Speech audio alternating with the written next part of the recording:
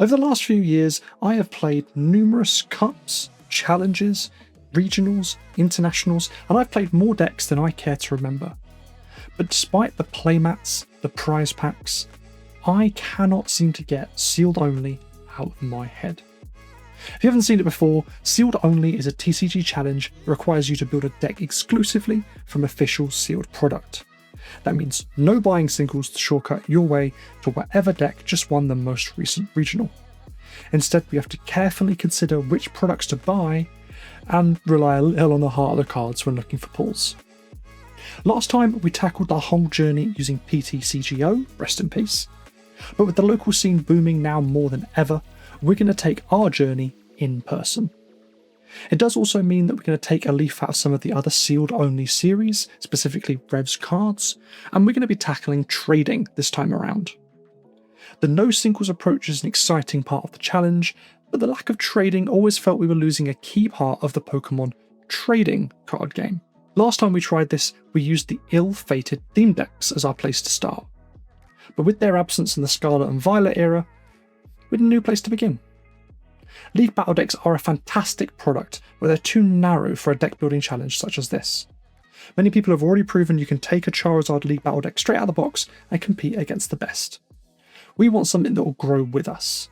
The Deluxe Battle decks have a similar issue, and EX Battle decks just kinda suck. So where do we start? I decided with the release of Journey Together that I would begin our challenge with one of the most fun products on the market: Build and Battle Kits.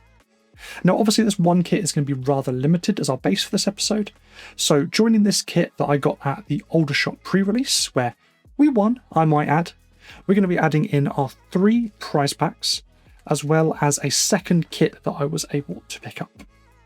From this point onwards, we are going to have a £30 an episode budget, but we're going slightly over in this one just to get the ball rolling. Now in the kit we've already opened, we did get ourselves the Ends Darmanitan promo, which, while was really decent in the limited format, I worry it can't keep up in today's format on its own. But not to worry, as we'd also found ourselves with a decent hops package that I'm hoping that we can really flesh out with our second box. We were unable to get the Ends Cramorant, which was absolutely busted in the pre-release format, but hey, we won, we didn't need it.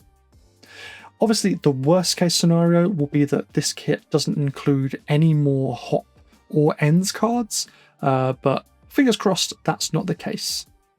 What we're going to do is we're going to crack into this, crack into our packs, have a look at what our entire pool of cards is, and see what we're building and taking with us to locals this week. I'll crack into our box here first and leave our prize packs for last, as to be honest, I'm just really interested in seeing what our promo is.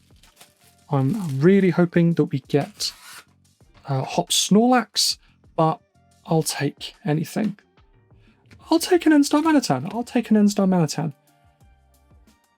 This does mean that we can go a bit heavier on the Ends Darmanitan package if we so choose, especially in the earlier episodes.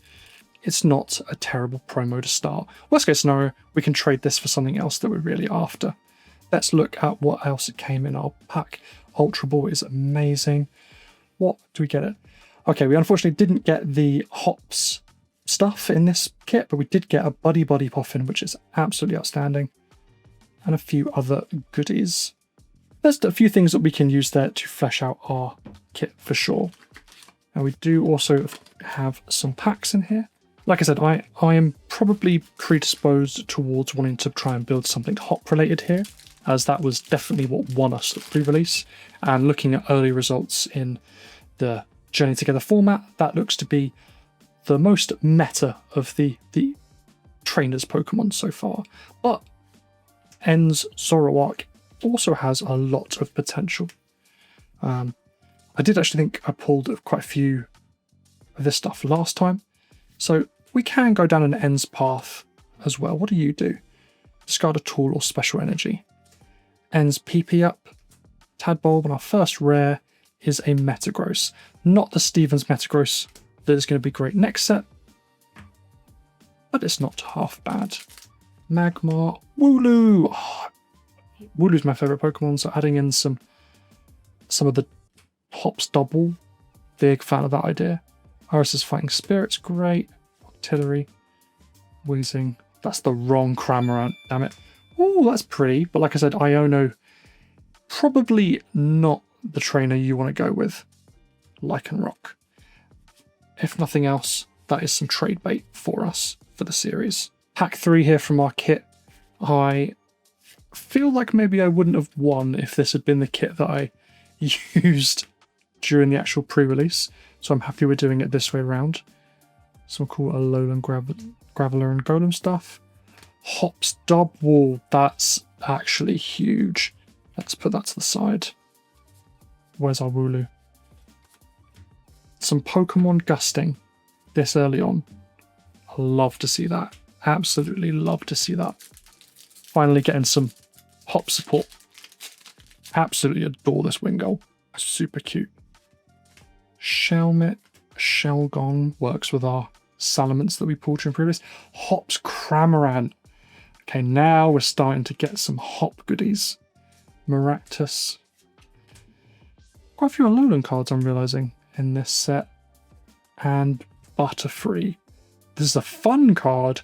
Not sure how competitive it's going to be. Okay, a few little goodies from that kit. Some more ends bits for us, as well as some key cards like Ultra Ball. Drayton will be great. Poffin's amazing. Let's just take out a few bits here that are going to be good. There's definitely a few goodies here for us that we can play with, but I'm super excited about Cramorant and Dubwool for sure. Right, last but not least, our prize packs. These are the 3 that we got from the pre-release. Prize pack number 1. Also noticed that we haven't pulled anything crazy from that box. We got our Iono's Kilowattrel, but nothing crazy playable. See, even the camera doesn't like it. We'll put that back down. Toad School, Mr. Mime, Sprigatito, Drampa. Drampa creeps me out. I don't know what it is about Drampa. Ruffian again, Cinccino, Ends Kling Clang, Iono's Wattrel, and a Noivern. This was also really good in the pre-release, but I think that's the only place it will ever see play, unfortunately. Outside of maybe Cube. Prize pack number 2, and we're starting with Magmar again. Another Hops Wooloo. Love to see that. Bagon, Paris, Hops Sandaconda probably isn't the hop route we want to go down, but that definitely is. That's also really helpful when we're using Darmanitan, Sentry, Creepy Drampa, and an Ends Reshiram. If we get an Enzoroark, this is what we want to be copying for sure. Last pack before we have a look at what our initial deck is going to look like. Starting off with a Metang, a Noibat for the Noivern if we so choose, Rockruff, Caterpie, Postwick. I think our deck that we played with had 2 of these, so a third is fantastic, as is more Hops Bag. Another Kling Clang doesn't hurt, Larvester, an adorable Swinub with, let's be honest, cool for family. Considering where we're at right now, that might not be out of question. And a Snorlax, a Hops Snorlax. That gives us 3, I think. That's huge. That's huge. This feels about as good as we could have asked for. We didn't get any Ends Zoroark. We didn't get any Hops Zacian. But as far as it goes, as far as pre-release kits go, this is pretty good. This is pretty good. I'm going to tie this up a little bit, have a look at what we're going to build, and show you our list for week 1. Well, this is it. For better or for worse, this is our deck going to locals week 1. We have stayed primarily with the Hops Corviknight package that basically won us the pre-release, as well as keeping it a 2-2 Darmanitan line. You will notice on the side here, I've taken out the promo Darmanitans. This is basically to give ourselves a little bit of trade bait. We may find someone interested in trading with us at locals, but this is going to try and help us improve our decks outside of packs. Speaking of the deck, we've got our 2 Hops Snorlax, 2 Hops Cramorant. These are key parts of this deck and trying to make it work. This will be replaced as soon as I can, I think. This was great in pre-release. I'm not expecting it to do as well when it comes to locals. However, I don't have much stronger to replace this with right now, so we're sticking with the Corviknight line.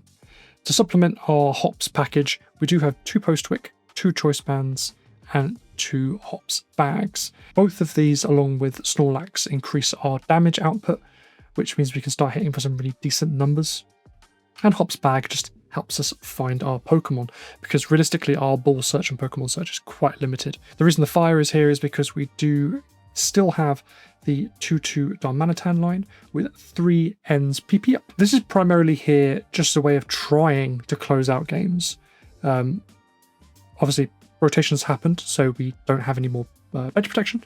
So the idea being that if we can ever find ourselves in a position that we've actually taken some prizes, which is being optimistic, I am aware, but if we find ourselves in that position, we can try and snipe some benched damaged Pokemon, or maybe some bench basics with Ends Darmanitan for a final 2 prizes. You're not going to see this selection of supporters very often in a deck, but we go with what we've got. Honestly, this could be a lot worse. I think I've taken worse to locals. So I'm interested to see how we go. I'm a little bit scared about the lack of items, but let's be honest, item lock is everywhere. So maybe this won't actually affect us as much as I think it might. And we'll just see what we can do. Let's get this sleeved up. I'm going to be using some of my favourite sleeves here, which is the Ultimate Guard Katanas in orange, I might add. And head on down to locals, I guess, and see if we can't take a prize or 2, setting the bar real low episode 1. We are heading off to Aldershot today. We went there for our pre-release, and now we're heading for our first challenge of the series. It's probably one of my favourite locals. I'm lucky to have quite a few in the area, but I do have a soft spot for Aldershot. Got some lovely people, as I mentioned, so hopefully we can get some good games in. Not necessarily ones that we're going to win, but hopefully something entertaining for the video at the very least. Now, taking the deck to a challenge week 1 might be considered a bit preemptive or a bit adventurous, but it's a great way for us to test the biggest flaws in the list. Obviously, we know there are a lot of flaws, but we've got to pick something next week to improve upon. So going to a challenge is going to really help us focus on what that one thing needs to be. So let's try it out and see how it goes, to be honest. Locals was a rather painful experience. While we've made no allusions to the rather lacklustre elements of the deck, I do think I was hoping to put up a bit more of a fight than we ended up doing. Game 1 was a swift turn 1 donk, and as this challenge is a best of 1, that ended our first match rather quickly. I did have another basic at hand, but chose not to bench the Snorlax for fear of it getting stuck. Poison is very much alive and well at my locals, a lesson I've learnt the hard way. Game 2, however, went much better, mainly because we got the bye. But that does mean we're not going to be ending the day 0-4, so we'll take the wins where we can. Game 3 was another poison deck, however this time the arch variant rather than the straight poison we saw round 1. They did miss the donk thanks to our rather beefy Cramorant, and we ended up having the best follow-up, finding TM evolution onto 2 benched Rookidee, which got us rather swiftly into a Corviknight. However, we quickly ran out of steam following losing our bird, and hung on for as long as possible just so we could feel like we tried, but ultimately lost Game 3.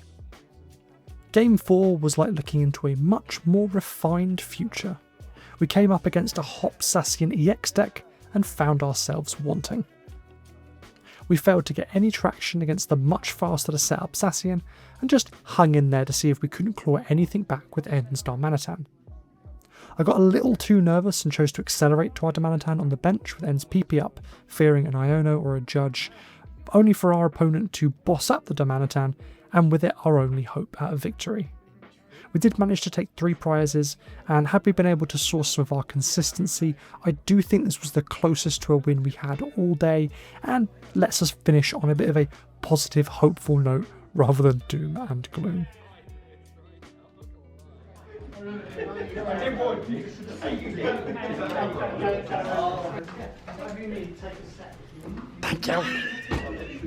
Have a good evening. You can upgrade the deck. Yep, get to improve the deck. Cheers, thank you guys. Thank you. Emma, how I save it? Can you make sure you say I'm a judge? Another Corviknight. Yeah, but Emma always forgets. That's huge. Mammoth wine. Yeah, that's not going in the deck. The bag's huge. The bag's actually really good. Is it? I mean, it's just a good card compared to the rubber stuff. Harsh. Yeah, I mean, so You're gonna save it? Oh, this isn't even standard legal. That's good. That's rotated. That's rotated. Cool. Yay for Series 4 packs. Prize Pack 4 was a bit of a disappointment. However, that Iono pull solidified for me the one thing we need to increase more than anything, and that is our trainers and our consistency. Nemona is a cool card to be able to put in our deck, but if we're looking to go toe-to-toe, it's not Corviknight we need to increase, it's our selection of trainers. That means next week we need to make sure that whatever we open, it is going to be increasing our trainer pool. That means professors' researches, Ionos, earthen vessels, switch carts, rods, everything. We need a little bit of everything. Currently we have no recursion in this deck. We have some switching options, we have some draw support, we have some Pokemon search, but honestly, we need to really beef that out if we're looking to take more wins next time in episode 2. We do have our trade binder, which we're going to be getting into in the coming weeks. I forgot to take it to locals this week, but we are going to be bringing it with us to subsequent weeks. It already has a few tasty items in here, some ARs, some full arts, some EXs. Nothing that we are really looking to use ourselves. I mean, we can't even use this page at all.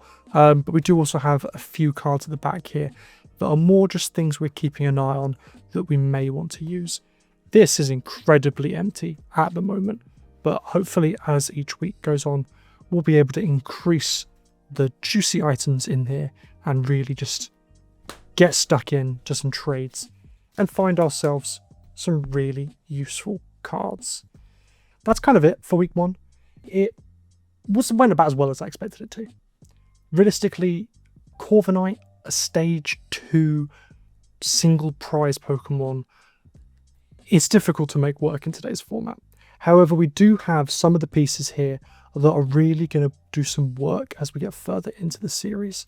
Things like Hop's Bag, Hop's Snorlax, the Hop's Cramorant are going to really put in some extra work as we get later into this series, and I'm excited to see where we take it. There are a few options.